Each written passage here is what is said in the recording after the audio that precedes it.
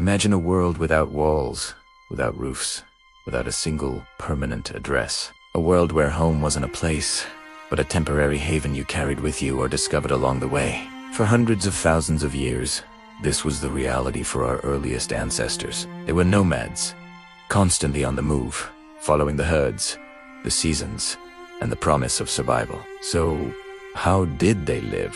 Where did they find shelter from the biting cold, the scorching sun, and the predators that lurked in the shadows? Today, we journey back to the dawn of humanity to uncover the incredible story of the very first homes. Long before the first foundations were laid for permanent settlements, survival depended on being adaptable. The most basic and readily available shelter was, of course, nature itself. Early humans were masters of their environment, and they knew how to read the landscape.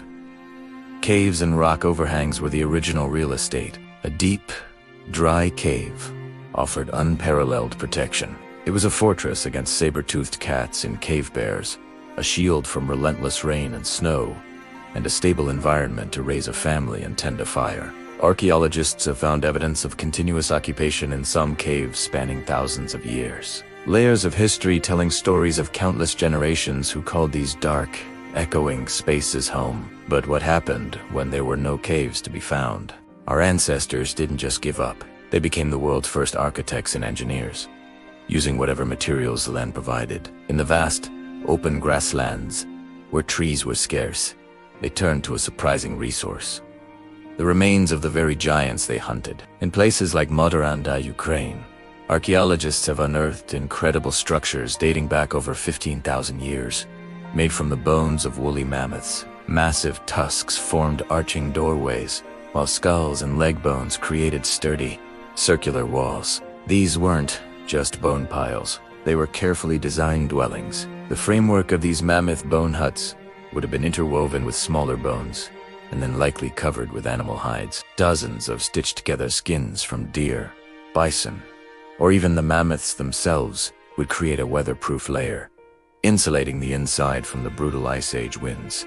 Inside, multiple hearths suggest these were communal living spaces, where several families might have gathered, sharing warmth, food, and stories. It was an astonishing feat of engineering, turning the remains of a successful hunt into a warm, secure home that could last an entire winter season. These structures show a deep understanding of materials and a complex level of social cooperation. In other parts of the world, like the woodlands of Europe and Asia, the primary building material was wood. Early humans would construct simple but effective huts using fallen branches or saplings. They might drive thicker branches into the ground in a circular or oval pattern, then bend and tie the tops together to create a dome-like frame. This is a basic architectural form that we still see in various cultures around the world today, a testament to its timeless, simple desi. This wooden frame would then be covered with whatever was available: layers of large leaves, woven grasses, seats of bark or animal hides. The key to these shelters was their simplicity and speed of construction. A small group could likely erect a basic hut in just a few hours. Sometimes, they would daub the exterior with mud and clay, which would dry and harden into a more solid, insulated wall. This technique, known as wattle and dobu, was a major innovation. It provided better protection from the elements and made the shelter more durable. Yet, these homes were still fundamentally temporary. When the local resources were depleted or the herds moved on, the shelter could be abandoned, its organic material slowly returning to the earth, leaving only faint traces for future archaeologists to find. The genius of these early shelters wasn't just in their construction, but in their mobility. The life of a hunter-gatherer was one of constant movement. A home needed to be either easily found, quickly built, or portable. While a mammoth bone hut was a semi-permanent winter camp, many other shelters were designed to be packed up and carried.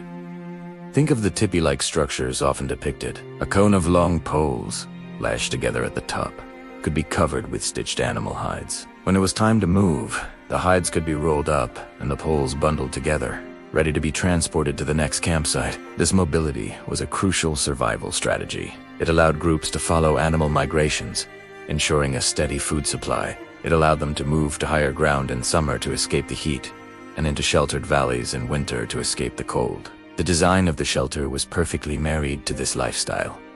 It wasn't about building a fortress to last forever. It was about creating a functional, lightweight, and adaptable space that served the immediate needs of the family or group. The home was not a static object, but a dynamic part of their journey through the landscape. Every aspect of shelter design was intimately connected to survival. The placement of a shelter was critical. It would be positioned to take advantage of natural windbreaks. With its entrance facing away from the prevailing winds, it would be close to a source of fresh water, but not so close as to be in danger of flooding. Proximity to firewood and food sources was, of course, essential. The small, single entrance, often covered by a hide flap, was not just for keeping warmth in, but for keeping danger out. It was a defensible choke point.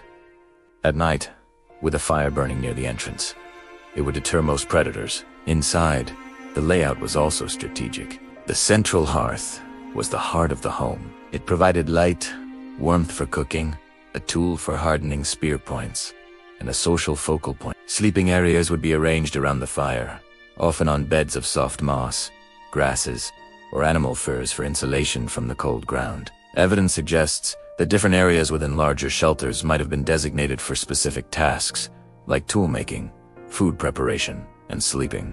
This organization shows that these were not just crude lintels, but well-ordered and functional living spaces, the center of their social and cultural world. The ingenuity of our ancestors is truly humbling. Without modern tools, written language, or formal education, they developed sophisticated building techniques based on generations of observation, experimentation, and passed-down knowledge. They understood the properties of wood, bone, stone, and hide. They understood basic principles of structural engineering and thermal insulation. Their shelters were the physical manifestation of their deep connection to and understanding of the natural world. They didn't seek to conquer nature, but to live within it, using its gifts to create safety and comfort. These temporary shelters were the cradle of human society for millennia. It was in these caves, huts, and tents that language flourished.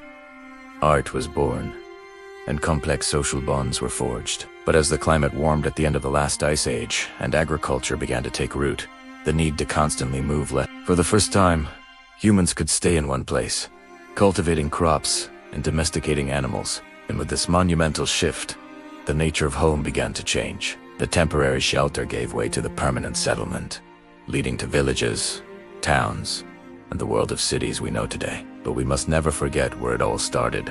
With a few branches, a handful of hides, and the brilliant, resilient spirit of our earliest ancestors. The story of these first homes is the story of human creativity and our incredible capacity for survival. It's a foundation built not of stone and mortar, but of intelligence and adaptation.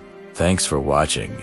If you found this journey into the past interesting, be sure to like this video and subscribe for more stories from our shared human history.